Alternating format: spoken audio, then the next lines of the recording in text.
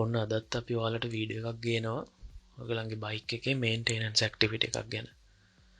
අපි අද පෙන්වන්න හදන්නේ කොහොමද ඔයාගේ ඩිස්ක් බ්‍රේක් තියෙනවා නම් බ්‍රේක් පෑඩ්ස්, බ්‍රේක් කැලිපර්ස් වගේ දේවල් ක්ලීන් කරගන්නේ කොහොමද කියලා. මේකට අපි පොඩි ප්‍රොඩක්ට්ස් එකක් පාවිච්චි කරනවා අපි ගාව තියෙන. වීඩියෝ එකේ පේන විදිහට අපි සාමාන්‍ය බ්‍රේක් ඇසි එක ගලව ගන්න ඕනේ. පෑඩ්ස් එක අයින් කරලා ඊට පස්සේ ඒ පෑඩ්ස් වලට තියෙන බ්‍රේක් පින්ස්, හෝල්ඩර් පින්ස් ඒ ඔක්කොම ගලව ගන්න ඕනේ. අපි ඊට පස්සේ ඒක ගලවගෙන සමහරට ගලව ගන්න බැරි වෙලාවට අපි මෙතනදී පාවිච්චි කරනවා LIQUI MOLY MULTISPRAY එක. එකෙන් සාමාන්‍ය ඔය ගලව ගන්න බැරි හිර වෙලා තියෙන දේවල් ඉක්මනට රිලීස් කරගන්න පුළුවන්. දැක්කනේ ටක් ගාලා බ්‍රේක් පින්ස් ටික ගැලවිලා ආවා. ඒක නම් පොඩ්ඩක් පේනුම නම් එච්චර හරි නෑ. ගොඩ කාලෙකින් ගලවලා නැති විදිහක් තමයි පේන්නේ.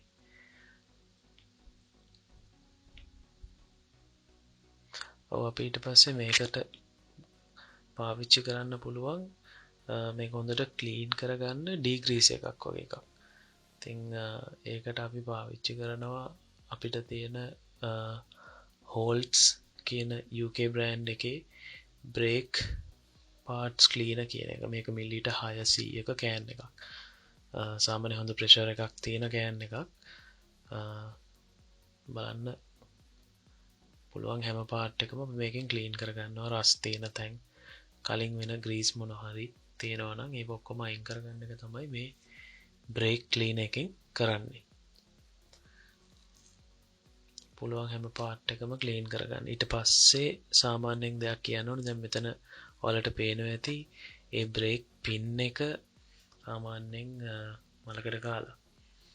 ඒක පොඩ්ඩක් වැලිකඩ 16කින් අතුල්ලා ගන්න. ඒ වගේම අපි පාවිච්චි කරනවා මෙතනදී ක්ලීන් කරගත්තු බ්‍රේක් පින්ස් ටික ග්‍රීස් කරගන්න LIQUI MOLY එකේ බ්‍රේක් පින් කියන ප්‍රොඩක්ට් එකේ ග්‍රෑම් 5 පැකට් එකක් තමයි පාවිච්චි කරන්නේ.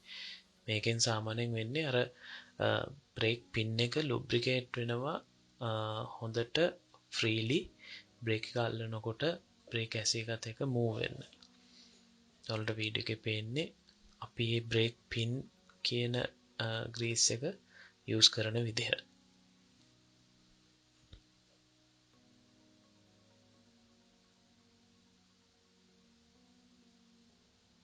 දැන් ඔයාලට පේනවනේ බ්‍රේක් පින් ග්‍රීස් එක දැම්මම බ්‍රේක් පින් එක මාර ස්මූත්ලි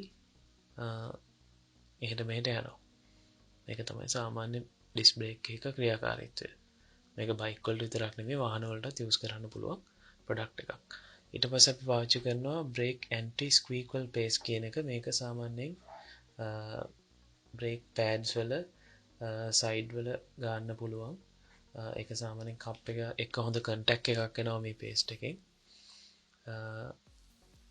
පේනවා ඇති නේද අපි ඒක පේස්ට් එක කොහොමද බ්‍රේක් පෑඩ්ස් වල ගන්න කියලා. මේක අවශ්‍ය ප්‍රමාණයට ගාගත්තා නම් හරි. ඒක ඇවිල්ලා ග්‍රෑම් 10 පැකට් එකක් අපි පාවිච්චි කරේ. අපි ඇත්තට මේ ග්‍රෑම් 10 පැකට් එක ඉස්සරහා පිටිපස්සේ දෙකටම පාවිච්චි කරන්න පුළුවන්.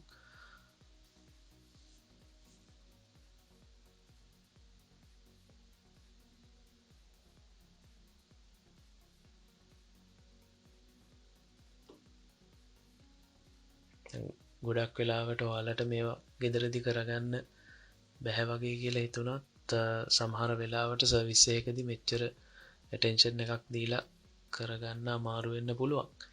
ඒ හින්දා ගොඩක් හොඳයි ඔයගලන්ට ෆ්‍රී වෙලාවක් තියෙනවා නම් මේ වගේ එකක් try කරලා බලන්න. තමන්ගේ බයික් එකේ කියන්නේ තමන් ගාව හරියට tools තියෙනවා නම්.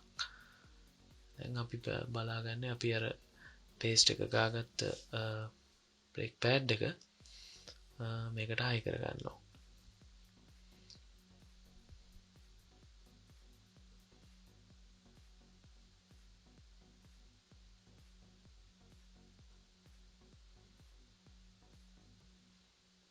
ඉතින් මේ වගේ අපි වීඩියෝස් තව ගේන්න ඔයාලට බලාපොරොත්තු වෙනවා ඉදිරියට. මොන හරි ඔයගොල්ලෝ අපිට කියලා දැනගන්න කැමති විශේෂ දෙයක් තියෙනවා නම් ප්‍රීමියම් ඔයිල් ස්ටෝ කියන අපේ වෙබ් Facebook page එකට එහෙම නැත්නම් Instagram account එකට message එකක් දාන්න. YouTube එකට අනිවාර්යෙන් subscribe කරන්න, share කරන්න. දැන් පේනවනේ අපි දැන් පාවිච්චි කරන්නේ අපේ තියෙන සමහර නට්ස් වගේක් ග්‍රීස් කරගන්න මොබිල් ලිතියම් ග්‍රීස් එක. මේක ග්‍රෑම් 400 කන්ටේනර් එකක්. මේක විශේෂත්වය මේක නිල් පාට ග්‍රීස් එකක් සාමාන්‍ය වතුර රස්ට් වගේ දේවල් වලට රෙසිස්ටිව්. කොලොම්බියාවල තමයි මැනුෆැක්චර් කරලා කියලා කැනිස්ටර් එකේ ගහලා තියෙන්නේ. ඒක පාවිච්චි කරනවා අපි අපේ ෆයිනල් පින්ස් ටිකකුයි නට්ස් ටිකකුයි හයි කරගන්න ග්‍රීස් කරලා. ඉතින් ඔන්න ඔහොම තමයි අපි අපේ බ්‍රේක් ඇසි එක සර්විස් කරගත්තේ. මේ තියෙන ප්‍රොඩක්ට්ස් ගැන ඩීටේල්ස් ඔයගලන්ට පහලින් බලා ගන්න පුළුවන් ඩිස්ක්‍රිප්ෂන් එකේ. මොනවා හරි ප්‍රශ්න තියෙනවා නම් කියන්න. ස්තුතියි.